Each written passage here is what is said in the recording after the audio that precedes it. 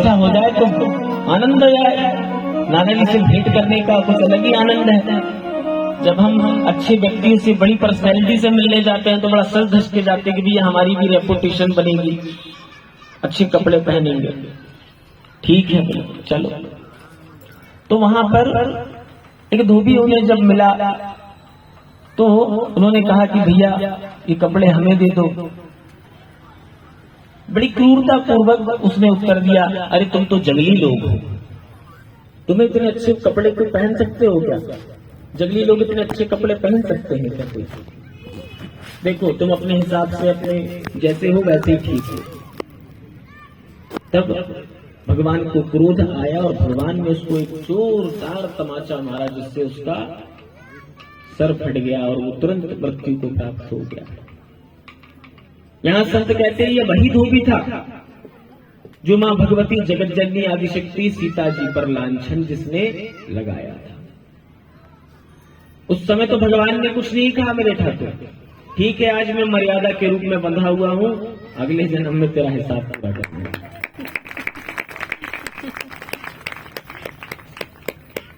उसके बाद जैसे ही वह कपड़े सब गोपगणों ने और जितने उस धोबी के साथ में लोग के सब अपने कपड़े छोड़ छाड़ के भाग गए। अब भगवान के गोपगणों ने देखा कि चलो वस्त्र की व्यवस्था हो गई। अब जैसे ही उन्हें धारण करने की कोशिश हुई तो भैया राजा के कपड़े हैं, बड़े बड़े विशाल शरीर का। अब ये गोपगण तो बोले फिटिंग सही नहीं आ रही लगाना हमें, तो इसको फिट करवाते हैं पहले। आप लोग भी फिटिंग वाले भैया लोग कपड़े पहनते होंगे, है ना? शर्ट बोले फिट वाली होनी चाहिए। तो बोले दर्जी के पास चलते हैं। दर्जी से भगवान ने ठाकुर जी ने कहा कि हमारे भाई मित्रों के नाप के हिसाब से सब बराबर कर दो। दर्जी ने उसी समय सभी के नाप से उनके वस्त्र बना दिए, उसी वस्त्रों को ठीक कर दिया। भगवान ने अपना आशीर्वाद दिया कि तुम्हें बाद में हमारा आशीर्वाद सदैव तुम्हारे साथ रहेगा और तुम्हारा व्यापार फलते फूलते रहेगा। तो आज भी कलयुग में यह सत्य है, जितने का कपड़ा नहीं उससे ज्यादा की सिलाई होता है ना ऐसा। तो भगवान का आशीर्वाद है। उसके बाद एक माली से भगवान की भेंट हुई। माली ने फूल इत्यादि देकर भगवान का आशीर्वाद प्राप्त किया। फिर रास्ते में कुछ देर चलते हुए एक कुब्जा भगवान के सामने आई। कुब्जा का यह कार्य था कि वह कंस के लिए चंदन घिस घिस के बनाकर लेके जाती थी। सारे शरीर पर चंदन से स्नान लगा के करवाती थी। भगवान ने जैसे ही उस कुब्जा को देखा तो भगवान ने कहा, ए सुंदरी कहां जा रही हो, थोड़ा हमारे पास भी आओ। उसको बड़ी प्रसन्नता हुई कि आज तक इतने अच्छे से किसी ने मुझे नहीं पुकारा था। फिर भी वह ठाकुर जी के पास गई और कहती, क्यों रे तू मुझे सुंदरी कह रहा है, क्या मैं आईना नहीं देखती? ठाकुर जी ने कहा कि नहीं, तुम सच में सुंदरी हो। और भगवान को इतनी सुंदरता पे भगवान की इतनी मोहक हो गई, जो कंस के लिए वह चंदन पीस के ले जाती थी। उन्होंने कहा कि लाला आज ऐसा लग रहा है कि पूरा चंदन मैं तुझे लगा दूं। और उसके बाद गोपगणों ने भी चंदन लगवाया। अब भगवान को लगा कि नहीं देखो इतनी सेवा कर दी इसने तो कुछ फल भी तो देना चाहिए। तो भगवान ने कहा कि हमारे पास पैसे ऐसे तो नहीं है। वो इतनी मनमोहक दृश्य उपजा कि भगवान ने कहा ठीक है चलो, हमारे पास पैसा नहीं तो मैया क्या हुआ। एक उसके पैर के ऊपर पैर रखा भगवान ने और छोटे से में ठुड्डी में उंगली में रखी और सीधी कर दी। आज उसको भगवान ने अप्सरा से भी स्वरूप, अप्सरा से भी ज्यादा सुंदर बना दिया। आज उसको अनेक तरह से भगवान के गुणगान गाने लगी। और उसके बाद अब भगवान ने सोचा देखो भाई धनुष यज्ञ है, मेरे मामा जी ने इसलिए तो बुलवाया, थोड़े तो चल के तो देखो धनुष कैसा क्या है कैसा क्या है। विचार है, देखो। तो भगवान शिव जी के मंदिर के सामने वहां धनुष रखा हुआ था। जब सारे गोपगणों के साथ मेरे ठाकुर जी वहां पधारे तो उन्होंने धनुष को प्रणाम किया, देखा कि बहुत विशाल धनुष है, कान्हा तू मच्छी हो, उठा नहीं पाएगा। तो भगवान शिव को ध्यान करते हुए कान्हा जी ने आज उस धनुष को उठाया और बीच में से भंग कर दिया। जैसे ही वह धनुष भंग हुआ तो उसकी टनकार से सारा मथुरा कांप गया। आज कंस घबरा गया कि धनुष जिसने कंस को समाचार मिला कि भैया देखो तुम्हारे जो भांजा है ना उपद्रवी है बहुत, उसने भगवान कृष्ण शंकर का जो धनुष था जो यज्ञ के लिए हमने बुलवा रखा था उसको ही तोड़ दिया, इतना उपद्रवी भांजा तुम्हारा। आपके यहाँ भी आती है ऐसी कंप्लेंट बच्चों की? महाराज जी 20 मिनट में आती है? नहीं आती। तो ऐसे कंस के पास भी कंप्लेंट पहुंची कि भैया देखो तुम्हारे भांजे लोग जो आए ना बड़े गड़बड़ बड़े शैतान हैं। तब कंस समझ गया कि देखो आज इनका कुछ ना कुछ तो भाई करवाना पड़ेगा। आज मेरी भक्ति बहुत समीप है और योजना बनाई कि भाई मल्ल युद्ध करवाना चाहिए जिसमें इन दोनों को हम लड़वा दें और जिससे जो हमारे पहलवान है मुष्टिक इत्यादि वह इनका प्राणांत कर दे। मल्लयुद्ध में बलराम जी और कृष्ण जी दोनों को लड़वा दिया गया और वहां पर दोनों बड़े बड़े जो राक्षस स्वरूप पहलवान थे कंस के पास, भगवान ने उनका भी उद्धार कर दिया। अब उसके पश्चात पहुंचे कि चलो मामा अब तुम्हारा नंबर है, सबको पहुंचा दिए, अब तुम बचे हो बस। आज मेरे ठाकुर राजमहल में प्रवेश किया। ठाकुर जी का कंस ने अनेक प्रकार से हास परिहास किया क्योंकि कंस को तो स्वयं पता था कि नारायण मेरे पास आए हैं। आज नारायण से मैं अगर बच गया तो मेरे जीवन का व्यर्थ हो जाएगा। शास्त्र ऐसे कहते हैं, संत महात्मा ऐसे कहते हैं कि वो एक बार पाप दो बार पाप करके इतने पाप करने लगे कि अब लगा कि अब देखो अच्छे काम करोगे तो ठाकुर जी मिल जाएंगे और बहुत ज्यादा बुरे काम करोगे तो ठाकुर जी मिल जाएंगे। लेकिन अच्छे काम करने से भगवान हमको दर्शन देते हैं और गलत काम करोगे तो भैया आपका सीताराम सीताराम ही करेंगे। दर्शन तो दोनों में होगा, अच्छे कर्म में और बुरे कर्म में भी। और आपका पूर्व जो उसके बाद जो जन्म होने वाला है उसमें भी आपके अच्छे कर्म सत्कर्म और दुष्कर्म दोनों ही आपके साथ चलेंगे। तो कंस का भगवान ने यहाँ माता पिता के दर्शन किए, वध कर माता पिता को जो फिर से उसने कंस ने बंदी गृह में बंद करा लिया था उनको छुड़वाया और उसके उपरांत भगवान आज शिक्षा ग्रहण करने गए कंस का वध करके।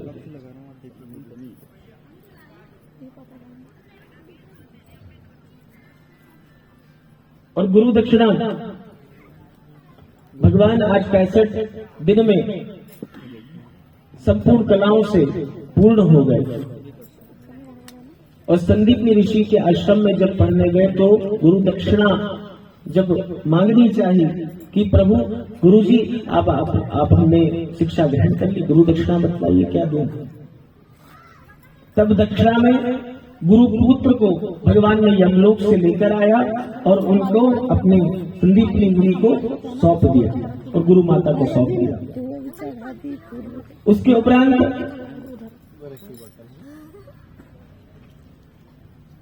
जब भगवान आए वापस मथुरा तो भगवान व्याकुल होने लगे, सोचने लगे एक दिन कि जब से मैं आया हूं यहीं का रहवासी हो गया मथुरा का, आज ना जाने ब्रज में वहां की गोपियां कैसे रह रही होंगी, मैया यशोदा मेरे बिना कैसी रह रही होंगी। आज भगवान आज मेरे ठाकुर को भी व्याकुलता हो गई क्योंकि प्रेम इतना था। प्रेम जब इस कदर हो जाए कि आप उनके बिना रह ना सको। आज मेरे ठाकुर जी को मैया यशोदा की याद आ रही है। क्योंकि वचन दिया था ना कि आऊंगा अवश्य, परंतु यहाँ संभावना नहीं लग रही कि वापस में जाता। तो उद्धव जी को कहा, उद्धव जी को थोड़ा सा अभिमान हो गया था, है ना। तो भगवान ने कहा कि ठीक है, तुमको तुम्हारे ज्ञान का बड़ा अभिमान है, तुमने अभी प्रेम कहाँ देखा है प्रभु। तब उद्धव जी को कहा कि जाओ अपने ज्ञान की दो चार बातें वहां बता के आ जाओ मेरी गोपियों को, जो मेरे विरह में व्याकुल है, मेरी मैया यशोदा को समझा आओ, बड़े अपने आप को ज्ञानी मान रहे हो। तब उद्धव जी मथुरा से बच गए और वहां पर जाकर गोपियों से पूछने लगे कि नंद बाबा का घर कहाँ है। गोपियों ने कहा कि देखो, ये जो जमीन गीली सी दिख रही है ना तुमको, तुम्हें कुछ बतलाना नहीं पड़ेगा,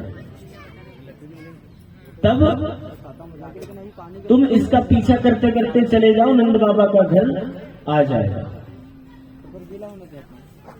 जैसे ही उद्धव जी महाराज उस गीली जमीन को चिन्हित करते करते पहुंचे नंद बाबा के घर, तो वहां से अश्रुपात हो रहे थे नंद बाबा मैया यशोदा के कि मेरा कान्हा कब आएगा। आज एक माँ अपने बेटे को पाने के लिए, अपने बेटे के दर्शन के लिए इतनी व्याकुल थी, इस सारी नदी, सारा समुद्र का जल भी फीका हो गया। उद्धव का आधा अभिमान तो वही चूर हो गया। कितना ज्ञानी ज्ञानी था भैया, बता मेरी किसी माँ के प्यार की तुलना तेरे ज्ञान से की जा सकती है क्या।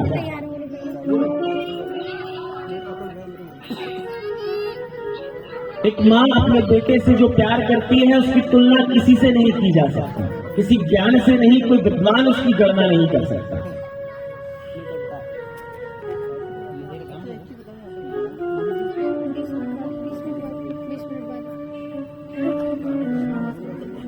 तब उद्धव जी ने यशोदा मैया को काफी समझाया, काफी ज्ञान की बातें हुई, लेकिन उन बातों का कोई असर मैया पे नहीं पड़ा। फिर देख के बोले चलो गोपियों से मिलने। भगवान बड़ी बड़ी तारीफ कर रहे थे, गोपियां ऐसी गोपियां वैसी, चलो यशोदा मैया के तो पुत्र है मेरे लाला मेरे ठाकुर, गोपियों से क्या रिश्ता।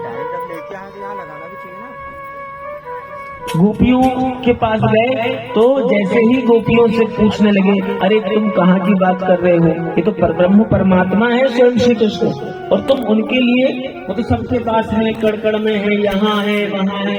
गोपियों बोले शांत रहो जी, तुम हमको ज्यादा ज्ञान की बातें मत बघारो, कृष्ण हमारा है और हम उसके लिए व्याकुल हैं। कृष्ण और हमारे बीच में कोई न ज्ञान है न कुछ है, सिर्फ प्रेम है।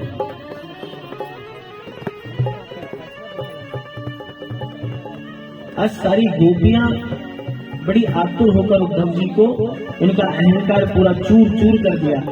उद्धव जी गोपियों को प्रणाम कर कर वहां से आ गए कि धन्य हो गोपियां, तुमने मेरे ठाकुर जी के साथ इतना वक्त, इतनी लीलाएं उनके साथ करी,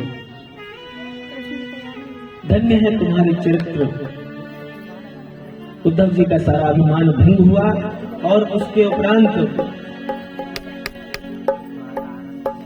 आइए हम सब मिलकर एक छोटे से भजन को श्रवण पान करते हैं, उसके बाद भगवान के विवाह में आगे प्रवेश करेंगे।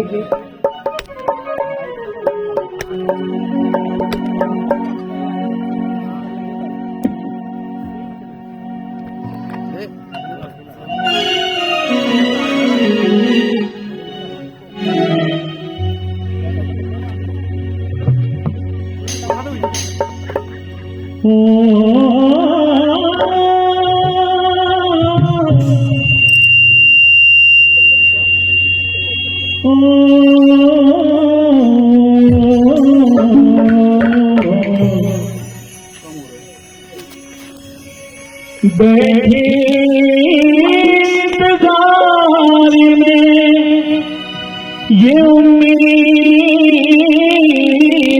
लगाए, अरे राजा ने किस घड़ी मेरा लौट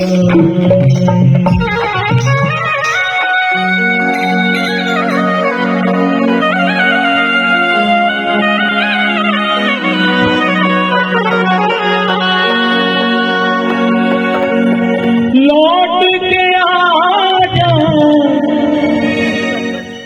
लौट के आजा,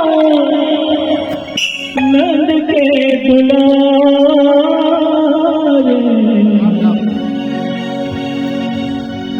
मैया यशोदा तुझको पुकारे, मैया यशोदा तुझको पुकारे।